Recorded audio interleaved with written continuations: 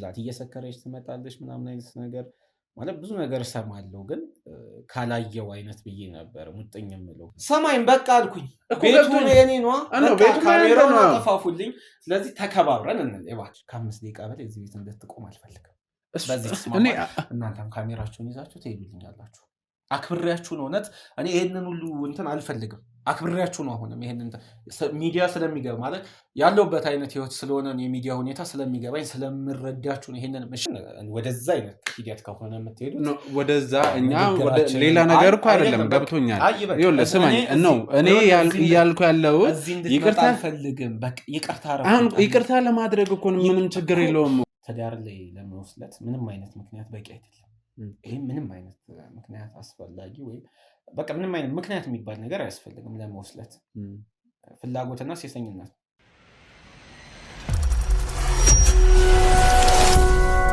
ሰላም ውድ ተመልካቾቻችን እንዴት ናችሁ እግዚአብሔር ይመስገን በጣም ደህና ነኝ ዛሬ ደግሞ በአስታራቂ ሚዲያ ዛሬ እስቲ ወጣ እንበል ከስቱዲዮ አንዳንዴ ወጣን በየቤቱ ደግሞ እንንቀሳቀስ ብለን ዛሬ አንድ ወንድማችን ቤት እንገኛለን የሚገርመው ግን የዚህ ወንድማችን ያው እሱ በሰፊው ያስታውቀናል ከዚህ በፊት ብዙ የጥበብ ስራዎች ብዙ የድራማ ስራዎች ብዙ ስክሪኖች ላይ ያየ ነው በደንብ አርትን ማስተማር የሚችል በደንብ መስራት የሚችል አንድ ትልቅ አርቲስት ቤት ውስጥ ነው የምንገኘው ከሱ ጋር የተወሰነ ቆይታ ይኖረናል እዚህ ምን አመጣን ከሱ ጋርስ ምን ጉዳይ ገጥሞ ነው ወደዚህ ሊመጣ ይችላል እውነት ለመናገር ረጅም ጊዜው ነው ከአርቱ ዓለም ከራቀ ያስ ምክንያት ምንድነው የሚለውን ለማወቅ ለመስማት ነው እዚህ የተገኘ ነውና እስቲ ወንድማችንን እኔ በጣም ደስ ብሎኛል ምክንያቱም በጣም አድናቂው ነበርኩ በአካል ስለተገናኘን አግኝቼውም ደግሞ የቆየበትን የጠፋበትን ምክንያት ለመጠየቅ እዚህ ስለተገኘው በጣም ደስ ብሎኛል እናንተ ግን ላይክ ሼር እያደረጋችሁ አብሮነታችሁ አይለየን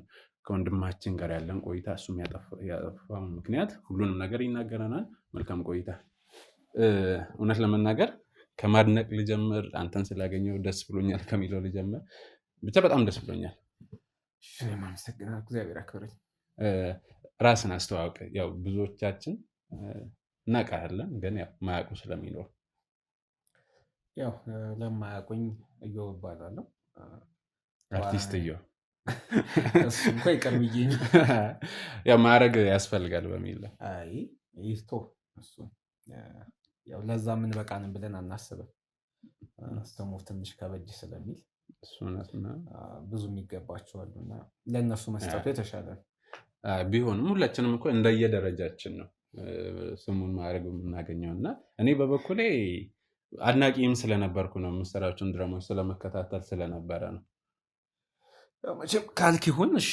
እዮብ እባላለሁ አርቲስቱን አንተ ጨምር እስቲ በድጋሚ ስለተገናኘን በጣም ደስ ብሎኛል እስቲ ከስራዎችን ጀምርና እንዴት ወደዚህ ስራ ገባ የሚለውን ነገር እናውራ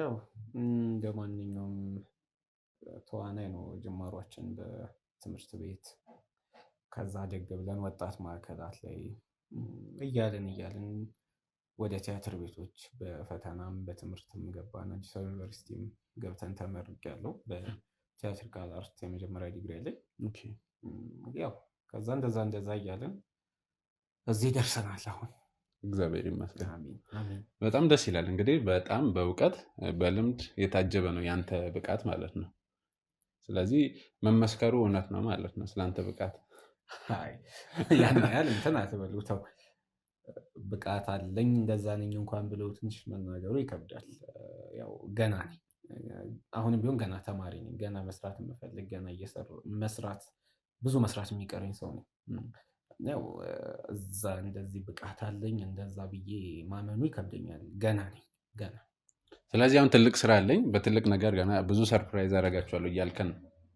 ያው እንግዲህ ከእግዚአብሔር ጋር እንደዛ እያሰብኩ ነው ወደፊት እስቲ አሁን ከቅርብ ጊዜ ወዲህ ጠፍተሃል ብዙ ቦታዎች ጋር የለህም እየታየ አይደለም እንዴት ነው የስራ ዘርፉን ቀይረ ነው ስራውን አቁመ ነው ምንድነው የተፈጠረው ያው የስራ ዘርፍ እንኳን አልቀየርኩም ግን ትንሽ ረፍት ነገር በግል ጉዳዮች ምክንያት ለማረፍ አስቤ ነው ያው አይምሮዬን ትንሽ ማረጋጋት ስላለብኝ ከሁሉም ነገር ራቅ ማለት ይቻላል ብዬ ከሚዲያውን ከምኑን ካራክ ደግሞ ጫጫታው ትንሽ ወደ ሌላ ወዳልሆነ ነገር ውስጥ ሊከት ይችላል። ስለዚህ የትኛውንም ሙያ አልመርጥም። እርግጥ ወደ የተለየ ሌላ ሙያ ማለት ነው። ለዚህ ነው የተፈጠርኩት፣ ለዚህ ነው የተሰራሁት ብዬ ነው የማምነው። ስለዚህ ትንሽ ራሴን ለማረጋጋት የግል ጉዳይ ይዞ ነው በግል ጉዳዮች ምክንያት ነው ራቅ ያልኩት። ያው ምናልባት ፈጣሪ ከፈቀደ ከተወሰነ ጊዜ በኋላ በአዲስ ስራ እመጣለሁ ብዬ አስቤያለሁ። እኛም በጉጉት እንጠብቃለን። እንግዲህ ያው የሚያውቁ ተመልካቾችም በደንብ ይለያሉ ብዬ አስባለሁ፣ ድምፅህም ስለሚታወቅ ማለት ነው። ስለዚህ ብዙ ስራዎች ይዤ እመጣለሁ በአዲስ መንፈስ ይጠብቁ። እሺ እንግዲህ ይህንን ካወራን ያው ተደዋውለናል ስላለው ነገር፣ እዚህ ለምን ልመጣ እንደፈለኩ ስለ ሚዲያም ነገር ያለው እና ስለሱ ጉዳይ እናውራ። ማለት ደግሞ አይታየኝም፣ ባናወራ ደስ ይለኛል። ይቅር ቢቀር ሌላ ነገሮች ነው ገብቶኛል። ግን ምን መሰለህ፣ አንደኛ በግልጽ ነገር ያለው ለምን እንደነበረ እና አስብ፣ አርት ውስጥ ያለ ሰውና ብዙ ከአንተ ህይወት ጋር የተያያዙ አይነት ነገሮችን ሰርተ አይተናል። ያም ምንድነው የሰራበት ምክንያት ሰውን ያስተምራል፣ ይመክራል ብላ ያሰብካቸውን ነገሮች ነው። እና አንዳንዴ ደግሞ እነዚህ ነገሮች ወይንም ደግሞ በድራማ መልክ የምናያቸው ነገሮች በመጀመሪያ ደረጃ ያው አርቱ የገሃዱ ዓለም ነጸብራቅ ነው ይባላል። ስለዚህ የግል ህይወታችን ላይ ይገጥመናል። ስለዚህ ከሱ ደግሞ ሞር የተሻለ አይዲያዎች ስለሚኖሩን በዛ መልኩ ማስተማርም መምከርም እንችላለን። ያው የጠፋህበትም ስላለ ምናልባት አንተ የገጠመ በአንተ ህይወት ውስጥ የተፈጠረው ነገር ብዙ ሰዎች ጋር ብዙ ቤቶች ጋር ይኖራል እና ከዛ አንጻር ነው እነዚህ ነገሮች የተሻለ ነው ብዬ ነው ያሰብኩት። ምክንያቱም ሚዲያ ነው፣ የሚዲያ ጥቅም በደንብ ታውቃለህ። ምክንያቱም አርት ውስጥ ስላለ እና አላማችንም ነገር ያለው ለማስተማር የተሻለ ነገር ለመፍጠር ስለሆነ ነው። ገባኝ። ማለት ያው ሚዲያውንም ስለምረዳ እኮ ነው አሁን ልምጣም ስትሉኝ እንትን ያልኩት እንጂ ረጅም ዓመትም የትኛውም ሚዲያ ራሱ ቃለመጠይቅ አልሰጠሁም ወይ የትኛውም ሚዲያ ላይ ፕሮግራም ላይ አልተገኘሁም፣ አልቀረብኩም። ያም የሆነበት ምክንያት ለዚህ በቃ ማለት ራሴን ማረጋጋት ስላለብኝ፣ የግል ህይወት ደግሞ የግል ሲሆን ጥሩ ነው። ያው ስለተረዳሁት ነው እኔም እንድትመጡ ያደረኩትኝ። ያው ስለምንም ትንሽ አእምሮዬንም እየከበደኝ ስለሆነ እምቢ ማለቱም ለዛ ብዬ ነው። ግን ይሄ ማስታረቁ ምን የምትለው ነገር እኔ እንጃ።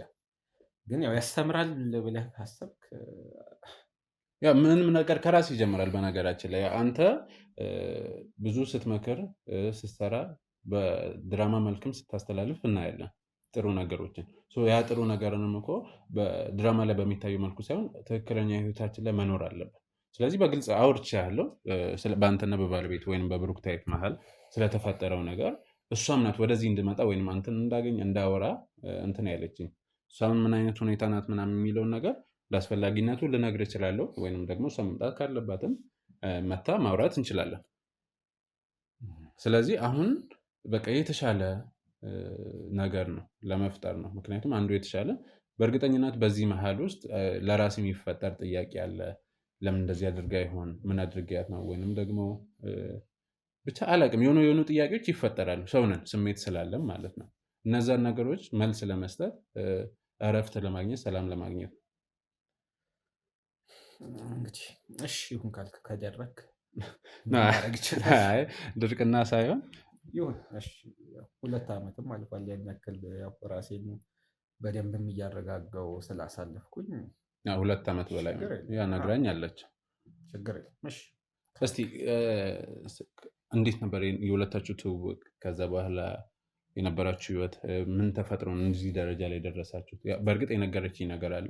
እሷ ስለነገረችኝ ብቻ ብዬ አልወስድም። በሁለቱም ጎን ያለውን መውሰድ ስላለብኝ ነው።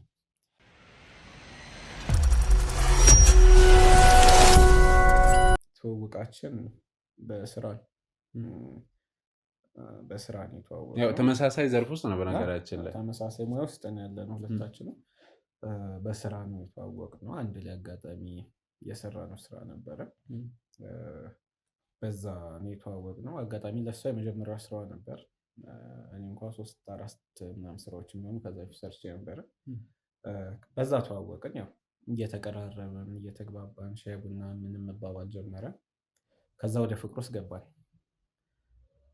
ያው ከዛ በፍቅር ውስጥ 1 ዓመት ከምናምን ቆየን። ከዛ በኋላ ተጋብተናል። የጓደኝነት ጊዜ 1 ዓመት ከምናምን 1 ዓመት ከ3 ከ4 ብቻ እንደዛ አካባቢ የሚሆን በጓደኝነት በፍቅር ጓደኝነት ቆይተናል። ከዛ በፊት ያው የትውውቅ ወይ ፊልሙ ምናምን ደግሞ ሲጀመር ወደ 1 ዓመት አካባቢ አለ እሱ። በፍቅር ብቻ ግን 1 ዓመት ከ4 ወር አካባቢ ቆይተን ነበር። ከዛ በኋላ ወደ ትዳር ገባን። ያው ከዛ ትዳር ውስጥ 3 ዓመት አካባቢ የሚሆን አንድ ላይ ነበሩ። ከ3 ዓመት በላይ አንድ ቤት ውስጥ አንድ ላይ ከ3 ዓመት በላይ ኖረናል። እርግጥ በፍቅር ውስጥም እያለን አብረን እንኖር ነበር። አብራችሁ እንኖር ነበር። ከዛም በኋላ ማለት በብዛት ስለምትመላለስ ነው ወይስ ገብታ በቃ አንድ ላይ መኖር ጀምረን ነበር። አንድ ቤት ውስጥ አንድ ላይ ልክ እንደ ባለ ትዳር አንድ ላይ መኖር ጀምረን ነበር። 1 ዓመት እንደውም እንደዛ ነበር ያሳለፍነው። 4 ወሯን ነው እንጂ እየተመላለስን እንጂ 1 ዓመቷን አንድ ላይ መኖር ጀምረን ነበር። ከዛ በኋላ በትዳር ደግሞ 3 ዓመት አብረን ኖረናል። ይሄ አብሮ በመስራት ውስጥ የመግባባቱ የመላመዱ ነገር መጥቶ ነው ማለት ነው የጓደኝነቷ ብቻ ያጠረችው ማለት ነው። ያው ፍቅር መላመድ 1 ዓመት ደግሞ ብዙ ነው። አብረህ ስትሰራ ብዙ ጊዜ ትገናኛለህ። ያው እንደምታውቀው ነው ደግሞ ሙያው በተደጋጋሚ መገናኘት፣ በተደጋጋሚ መቀራረብ፣ ማውራቶች ምናምን ያስፈልጉሃል። ስራው ራሱም ያቀራርባል እና ከዛ አንፃር በደንብ በሚባል ደረጃ ተቀራርበን ነበር። አጋጣሚ ስራው ወደ 2 ቦታዎች የሚሆኑ ቀረጻዎቹ ክፍለ ሀገር ላይ ነበረ። ያም ደግሞ ሞር የበለጠ እንድንቀራረብ አድርጎን ነበር። ግን ያው ስራው መሀል ላይ የሀሳብ አልነበረም በሁለታችንም በኩል በማውቀው፣ ግን መግባባቱ ነበር የነበረው። በደንብ እየተግባባን ነበር። ከዛ ከስራውም ካለቀ በኋላ እንገናኝ ነበር። ስራው ወደ 6-7 ወር አካባቢ ሊፈጅ። እዛው ክፍለ ሀገር ነው ወይስ እዚህም እዛም አንድ ላይ ማለት ነው? አጠቃላይ ሙሉ ከስራው ተጀምሮ እስከሚያልቅ እስከ መጨረሻው ድረስ 7 ወር አካባቢ የሚፈጀው። ከ7 ወሩም በኋላ እኛ እንደዋወላለን፣ እንገናኛለን ምናምን። ከዛ ያው ወደ ፍቅር ሂደቶች ሄደን ወደዛ ገባን ማለት ነው። ደስ ይላል ማለት በስራ አጋጣሚ የሚገናኙ እንትኖች። ስለዚህ አሁን 3 ዓመቱን አሁን 1 ዓመት አብራችሁ ኖራችሁ 3 ዓመት ትዳር ወይንም ደግሞ ኦፊሻል ያደረጋችሁበት ወይ ነው ማለት ነው። እኔ እንደተረዳሁት እንደዛ ተሳለ። ከዛ በኋላ 3 ዓመት በዛ መሀል የመውለድ ልጅ እንዴት ነው? ያው ልጅ እንኳን ሁሉ ሀሳባችንም አልነበረም። እርግጥ ያው ሳንፈልግ ቀርተን ሳይሆን ትንሽ አንዳንድ ነገር ያው ለመያዝ መቼም ልጅ ሲመጣ ዝም ብሎ አይመጣም። ብዙ ወጪዎች አሉ። ትንሽ እንቆይ ብለን የተወሰነ እንቆይ፣ እኔም ለስራ አንቺም ስሪ እናጠራቅም ተባብለን ተመካክረን ነው እንጂ ያው እንፈልጋለን ሁለታችንም። የተሻለ ነገር ነው። ትንሽ ጊዜ ነው እንጂ ያው ያን ያክል ረጅም ወይ ብዙም ነገር ተመኝተን አስበን አይደለም። ቢያንስ የሆነ ነገር ሲመጣ ትምህርት ቤት አለ፣ ልብስ አለ፣ በጣም ብዙ ወጪ አለ። እና ገና ከተወለዱ ራሱ ጀምሮ አስበው የዳይፐር ወጪ አለ፣ ልብስ አለ፣ ወተት አለ፣ ብዙ ወጪ አለ። አደግ ሲሉ ደግሞ ትምህርት ቤት አለ፣ ምን አለ። ትምህርት ደግሞ ሲጀምር ያው ፍላጎታቸውን ከእድሜያቸው ጋር አብሮ እያደገ ነው የሚመጣው እና ለዛ ብለን የተወሰነ ትንሽ ገንዘብ ያዘን አድርግ አይነት ብለን ነው። ስለዚህ በዛ መሀል ነው ወደ መቆየቱ። በዛ እንትን ተመካክረን ተነጋግረን ነው ተማምናችሁ ነው። እሱ እንደዛ ነው። ከዛ በኋላ ህይወት እንዴት እየቀጠለ መጣ? ያው ማለት ትንሽ ጸባም መለዋወጥ ጀመረ ከሆነ ጊዜያት በኋላ። እውቅናውም በዛ ሲል ነው መሰለኝ፣ አላውቅም። እሷም ታዋቂ ናት።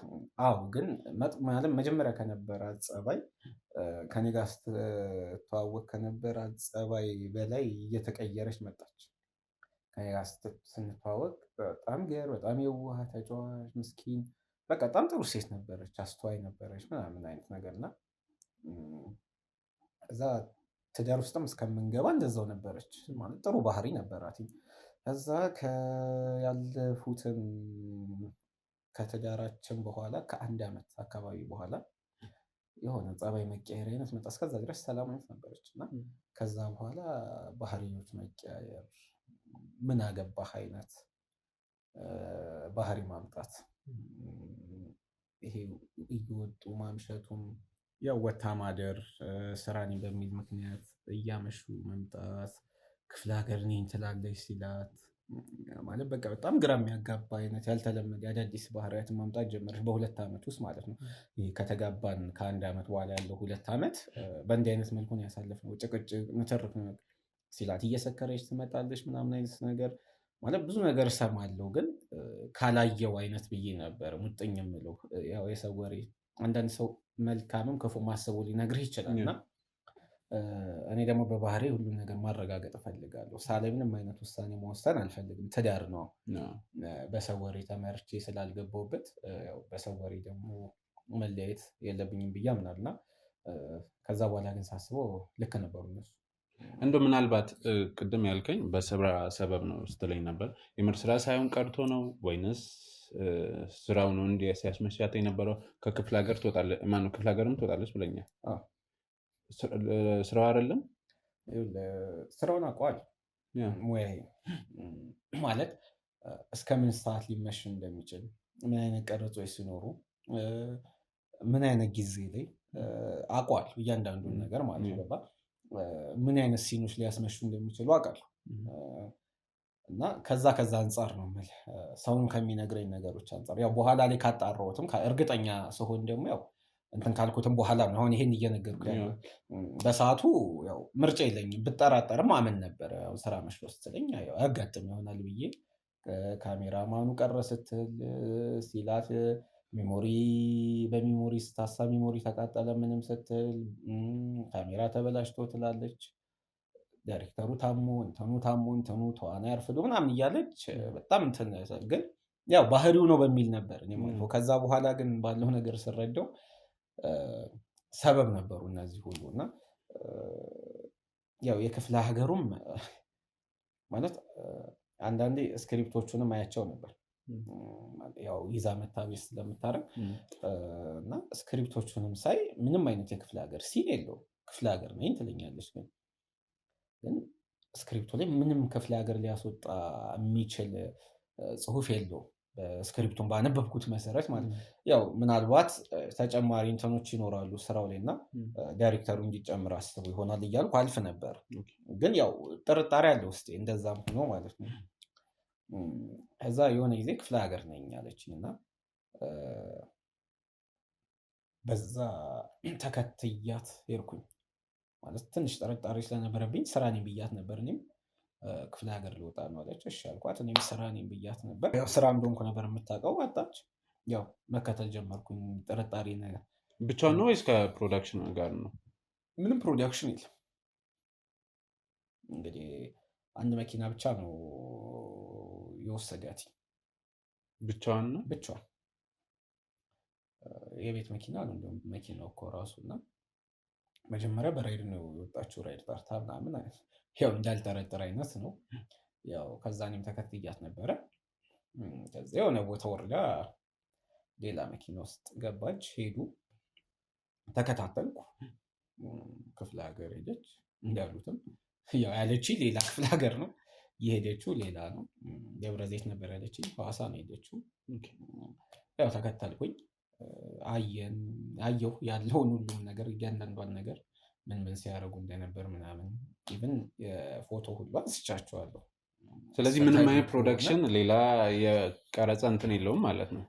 ያው እንግዲህ እንደ አንዳንድ ስራዎች ወይም እንደ አንዳንድ ግለሰቦች ተዋናዩም ካሜራማኑም ዳይሬክተሩም እሱ ከሆነ አላውቅም።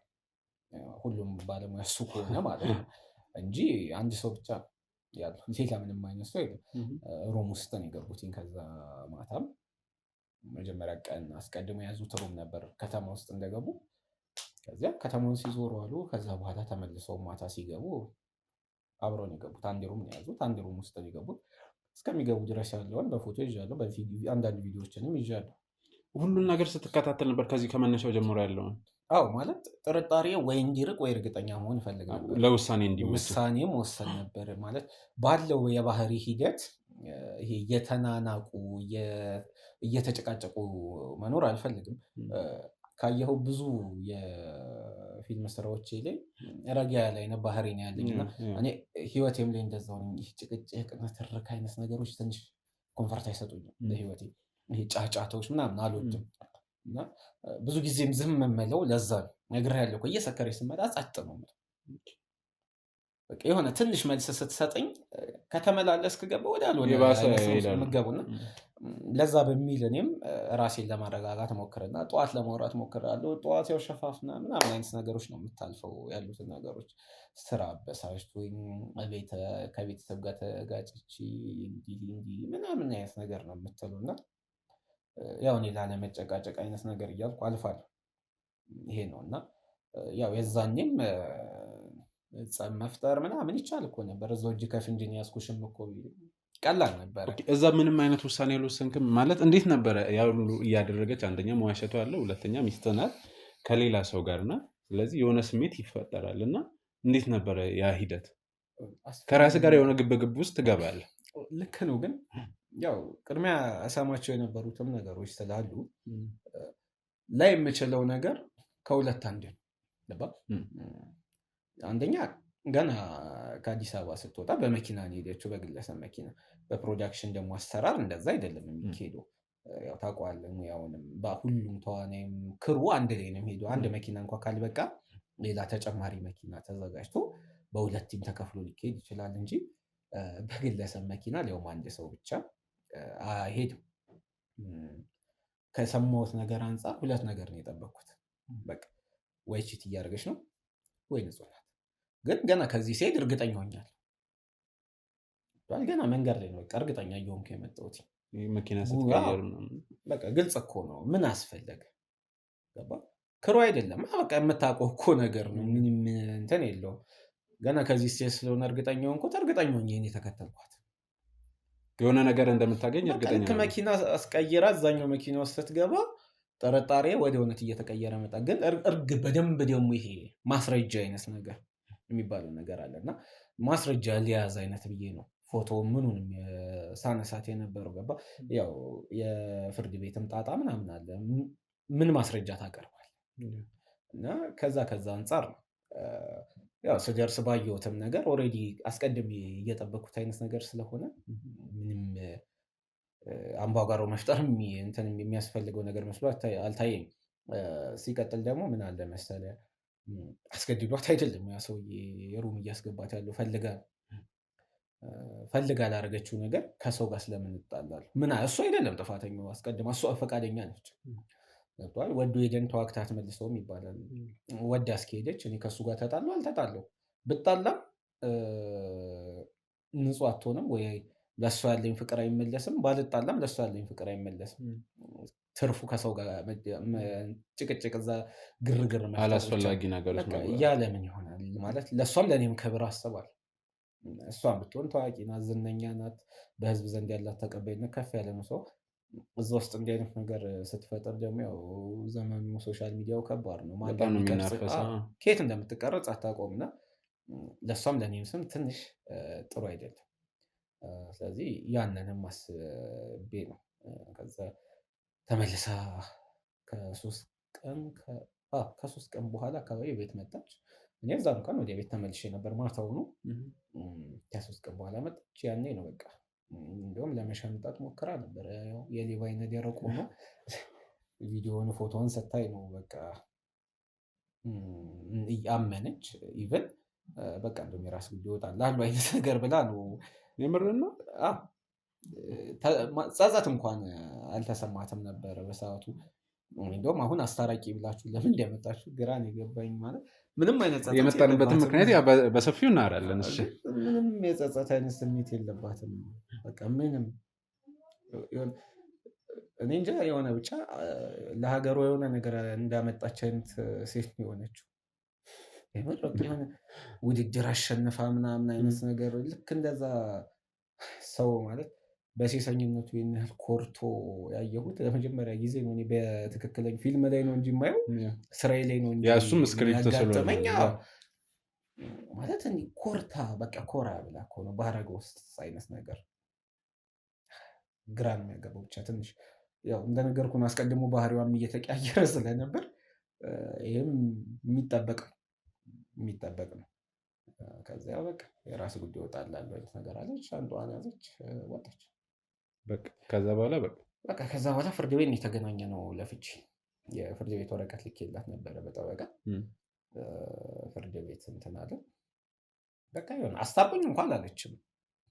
ይቅርታ እንኳን ለማለት ፈቃደኛ አይደለች። አድርገሻለሁ ስትባል ደረቷን ነፍታ ነው። አዎ ይቅርታ ምናልባት ከባድ ነው ራሱ ደስ ሲል በቃ ማለት እውነት የሚገርም በራስ መተማመን ያላት።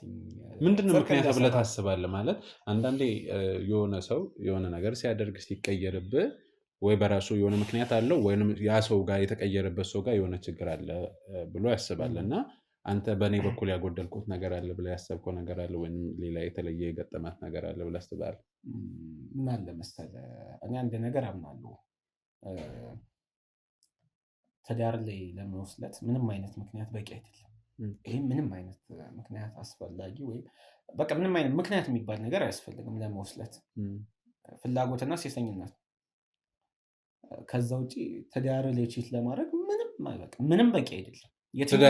የትኛውም ችግር ቢፈጠር ተነጋግሮ የትኛውም ምክንያት ትዳር እኮ የተቀደሰ እኮ ነገር ነው። ዝም ብለህ የምትበትነው ነገር አይደለም። የትኛው ምክንያት በቂ አይሆን ማለት ለዛ ምንም አይነት ምክንያት ላስብ አልችልም፣ ማሰብም አልፈልግም። በቃ ላስብ የምችለው አንድ ነገር ነው፣ ፈልጋል በቃ ሴሰኝነቱ ወይ ስሜቷ አሸንፏታል፣ አከተመ። ምን ምክንያት እስኪ ምን ትዳር ነው። ገንዘብ እንዳትለው የምናገኘው ገቢ ሁለታችንም በቂ ተመስገን ነው ማለት ያው ታውቀዋለህ የአርቲስትን ህይወት የተወሰነ ነው ገቢያችን። ያን ያክል እንደ ሌሎቹ አይነት የፊልም ኢንዱስትሪዎች አይደለም የሀገራችን ኢንዱስትሪ፣ ግን ቢሆንም ጥሩ ነው። የሁለታችንም ደግሞ ሲጨመር አስበው በቂ ቢሆንም ገንዘብም እንኳ ቢሆን ታውቀዋለች ከበፊት ጀምሮ ላገኝ የምችለውን ነገር ታውቀዋለች። ያንን እያወቀች ነው ያገባችኝ። የተደበቀ ነገርም የለውም። ታውቀዋለች፣ ደሞዜን ታውቀዋለች። ሊከፈላት የሚችለውን ገንዘብ ልገምት ላውቀው እችላለሁ። እሷም ልክ እንደዚሁ። ስለዚህ ገንዘብ ምክንያት አይሆን። የትኛው ምክንያት ከትዳር ይበልጣል? ትዳር ላይ ለመወስለት እንደኔ ምንም አይነት ምክንያት ተቀባይነት የለውም። ስለዚህ አይመለከተኝም ምክንያቷ ምንም ቢሆን። በዛ ላይ እዚህ ጋር ደግሞ ማመኗም ስላለ ምን ያስፈልጋል? ባታምንም እኮ ፎቶና ቪዲዮ አለ። መቼም አትዋሽ፣ እኔ አይደለሁም አትለኝ። ሌላ ሰው አንስቷል ላከልኝም እኔ ደግሞ እንዳልጠራጠር ከፎቶና ከቪዲዮ በላይ አይኔ አለ፣ ራሴ አለ እኮ ምን ያስፈልጋል? ስለዚህ ቀጥታ ወደ ፍቺው ነው የሄድኩትኝ። ፍቺውን ወሰንኩ፣ ፍቺውን ፈጸሙ። ፍርድ ቤቱም ትናለልኝ በቃ። ከዛ በኋላ ራሴን ለማረጋጋት በዚህ ምክንያት ነው ከሙያውም የራኩትኝ። ትንሽ አይምሮህን መሰብሰብ አለብህ ስራ ለመስራት ደግሞ፣ አለዚያ የሰው ስራ ነው የምታበላሸው። ብዙ ስራዎች እርግጥ መጥተዋል፣ በጣም ብዙ። በዚህ 2 ዓመት ውስጥ ብቻ ከ10 በላይ ስራዎች መጥተውልኝ ነበረ፣ ግን የትኛውንም አልተቀበልኩም። ምክንያቱም የሰው ስራ ነው የማበላሸው። ሌላ የተሻለ አድርጎ ሊሰራ የሚችል ሰው ብዙ አለና እነዛ ቢሰሩት የተሻለ ነው ብዬ ነው ያሰብኩት። እኔ በዚህ አይምሮዬ አንድም መስራት ይከብዳል። መጀመሪያ ራሴን መሰብሰብ ወይ ማግኘት አለብኝ ብለህ ስላሰብኩ ራሴን ሳላገኝ ካራክተር ማግኘት በጣም ከባድ። ራስን እንኳን አግኝተህ ካራክተር ለማግኘት የምታደርገው ጥረት እጅግ በጣም ከባድ፣ በጣም ሞዱስ መግባቱ ምናምን ከባድ እና ምናልባት የሀዘን ሲን ሰራ የተጎዳ አልመጣም። በዛ እንደዛ ነው እንጂ በፍቅር የተጎዳ ምናምን አልመጣም። ያው ገና ሲነግሩኝ ነው እርግጥ ስራ አለ ሲሉኝ አይምለው ካራክተሮቹንም ቼክም አላደረኩም። ያው ለጨዋታው ያህል ነው። ቢመጣ ሀዘን ላይ ስለሆነ ብሶትን ታወጣበታለህ። ለዛ ያው አሁን ግን ያው ስለተመለስኩ ወደ ራሴ ትንሽ በደንብ እየተረጋጋው ስለሆነ ከዚህ በኋላ የሚመጡ ስራዎችን እሰራለሁ። ያው በዚሁ ማስታወቂያ አለው ፕሮዲውሰሮች ደራሲዎች አለው እያለ ነው። ይሄ እንግዲህ በጣም ናፍቀዋል። እኛ ብቻ ሳይሆን ተመልካችም አርቱ ራሱ ይናፍቃል። ያው አቅምን ስራህን ስለምናቅ ነውና እስቲ ወደ ብሩክታይት እንመለስና ምን መሰለህ እኛ ልንመጣ የቻልንበት ምክንያት እንዳልኩ አስታራቂ ሚዲያ ነው። እዛ ላይ አይታን ነው እኔ ለማናገር የቻለችው። ከዛ በኋላ ምንድነው ከብዙ ነገር ቢሮ መታ በጣም ብዙ ነገር አወርታለች። ያው አንዳንዴ አንተም ታውቀዋለህ አርቱ ላይ ስላለ ከካሜራ ጀርባ የሚቀሩ ነገሮች ብዙ ነገሮች አሉ ወደዛ ማየቱ። እሱ ነው ያው እዚህ ማንሳቱ አስፈላጊ ስላልሆነ ነው። ግን በጣም ነው አሁን ያለችበት ሁኔታ በጣም ትልቅ። አሁን ምን መሰለህ እኔ ትንሽ ግራ ያጋባኝ ነገር ፍርድ ቤትም እንዳደረገች በኮንፊደንስ ስትነግር ነበር ብለኛል። አሁን ያለችበት ሁኔታ ደግሞ ከዛ በጣም ፍጹም ተቃራኒ እና በጣም ተጸጽታ በጣም ይቅርታ እንደምትፈልግ ያለውን ነገር ለማስተካከል ለመካስ እንደምትፈልግ በጣም ብዙ ነገሮችን አውርተን ነው እኔ ወደዚህ ልመጣ የቻልኩትና በዋናነት ካንተ በጣም ነው ይቅርታ የምትፈልገው። ከዛ በኋላ ያለውን ነገሮች መካስ ባለበት መንገድ ለመካስ ማስተካከል ያለበትን ለማስተካከል በጣም ዝግጁ ናት። ግን በዋናነት ይቅርታን በጣም ነው የምትፈልገው። አሁን ያለችበትን ነው የምነግርህ። አዎ ማለት ምን መሰለህ ከባድ ጥፋቱ ነግሬሃለሁ ቅድም ትዳር ከባድ ነገር ነው። ያው ባለፉት 2 ዓመታት ደግሞ በህይወቴ ብዙ ነገሮችን ተምሬያለሁ። እርግጥ ልክ ነው ይቅርታ ትልቅ ማለት ነው። ይቅርታ ማድረግ ማለት እኔም ንጹህ ነኝ ብዬ እንትን ልልህ አልችልም። እኔም አንድ ኃጢአተኛ ነኝ። የሰው ልጅ እንደሆነ ሁላችንም ኃጢአተኛ ነን እና ፈጣሪ ንጹህ ሆኖ እሱ ይቅር ካለ እኛ ይቅር ማናባባልበት ምክንያት ያለ አይመስለኝም። ስለዚህ ለይቅርታው ምንም ችግር የለብኝም። አልፏል። አሁንም ራሴንም ስላረጋጋው እኔ በደስታ ነው ይቅር የምላት። ምንም አይነት ችግር የለውም። ያው አብሮ መሆን አለመሆኑ ግን የማይታሰብ ማለት መካሱ ምናምን አይታሰብም። አይሆንም። ካሳ ምናምንም አያስፈልጊ አይደለም። የደም ካሳ የደም አልተቀባንም። ካሳ የደም ካሳ የሚያስፈልገው ለዛ እኛ ካሳ የሚያስፈልገው ነገር አይደለም። ዋናው መጸጸቷ ሌላ ቀጣይ የምታገባው ሰው ላይ ወይም ቀጣይ የምትይዘው ጓደኛ ላይ ይህንን ነገር አትርገም። ያው በእኔ የደረሰው በማን እንዲደርስም አልፈልግም። ትዳር ከባድ ነው። ዋናው መጸጸቷ ነው።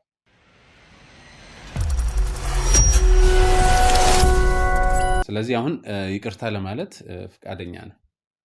ያው ምን ችግር አለው?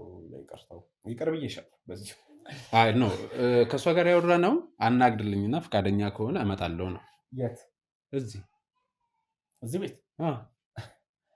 ኖ እንደሱ እንኳን አይሆንም።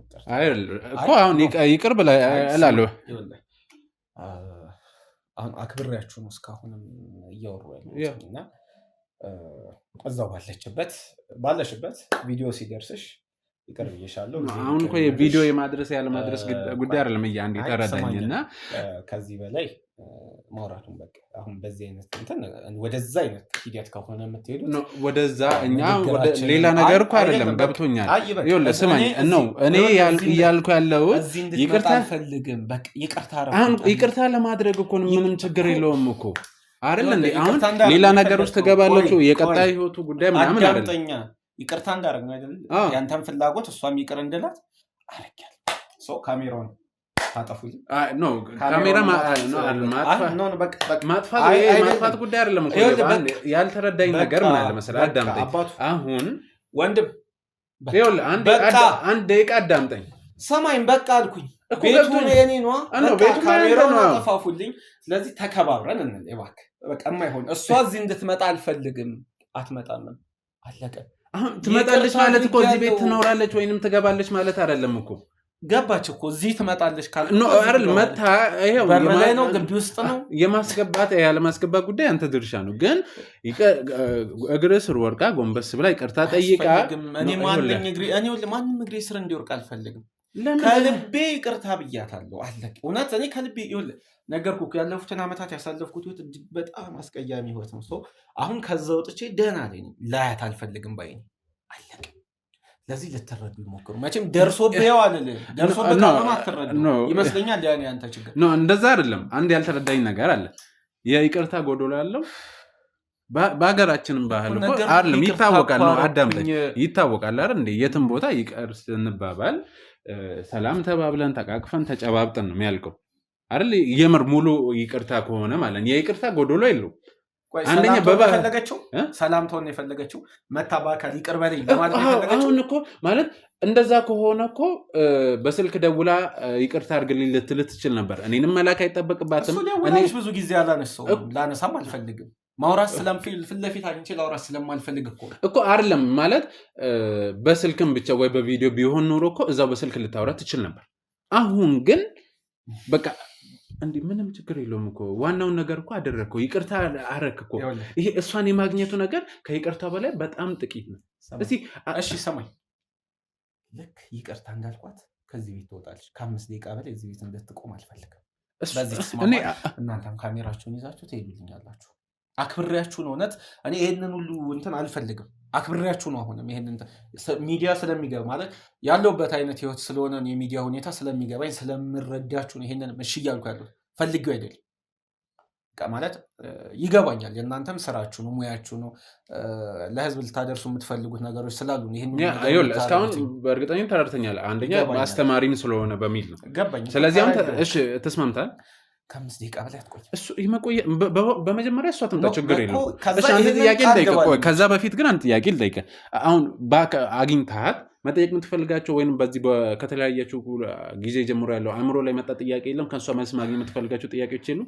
እንዲኖር አልፈልግም ቅድም እኮ መኖር ይኖራል አይ ቅድም ነገር ያለው አይደለም ምንም አይነት ምክንያት በቂ አይደለም ኖ ምክንያቱን እኮ አይደለም ምክንያቱን ነው እኮ አይደለም አሁን እኮ ማለት አይመርሆስ ለምን እንዲያረጋሽ ብለህ ነው ያልከኝ ያለው ለምን ምን ያረጋኛል እሺ በቃ እኔ አሁን እንደዚህ ልጫና አልፈልግም አንተ ትምህርት ይሆናል ብለህ ለህዝቡ ጥያቄ ይነሳል ብለህ ካሰብክ ወይ አስተማሪነቱ ብለህ ካሰብክ አንተ ጠይቃት እሱ እኔ መጠየቃት አለ ያኔም ቢሮ በመጣች ሰዓት የጠየኳትም ስላለ ነው ስለዚህ አሁን እኔ ጋር ምንም ጥያቄ በነገራችን ላይ አብረን ነበር የመጣነው ቀድመን ላውራ ብዬ ነው ወደዚህ እንትን ያልኳት ስለዚህ ቅርብ ቦታ ስላለች ልደውልላትና ጭራሽ አብራችሁ የመጣችሁ ምን በር ላይ ተካተለኝ ኖ እንደዛ አይደለም አሁን እኮ ዋላውን ነገር አድርገናል እሺ ተስማምተናል የምርዬ በጣም ነው የማመሰግነው ትልቅ መጀመሪያም በሰላም ትልቅና አሁን በባህሪም በማንነትም ትልቅ ሰው ነው በጣም ነው የማመሰግነው እሺ ካሜራማን ስልክ አቀብለኝና ልደውልላት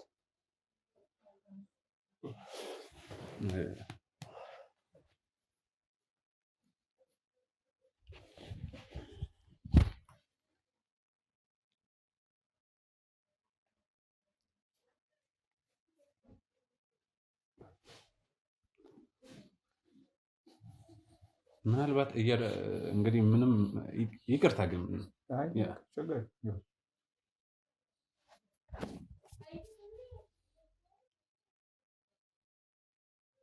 ሄሎ ብሩክቴ እንዴት ነሽ እግዚአብሔር ይመስገን እንዴት ነህ አለን በቃ እቤት ነኝ ነይ እሺ መጣሁ እሺ ቶሎ በይ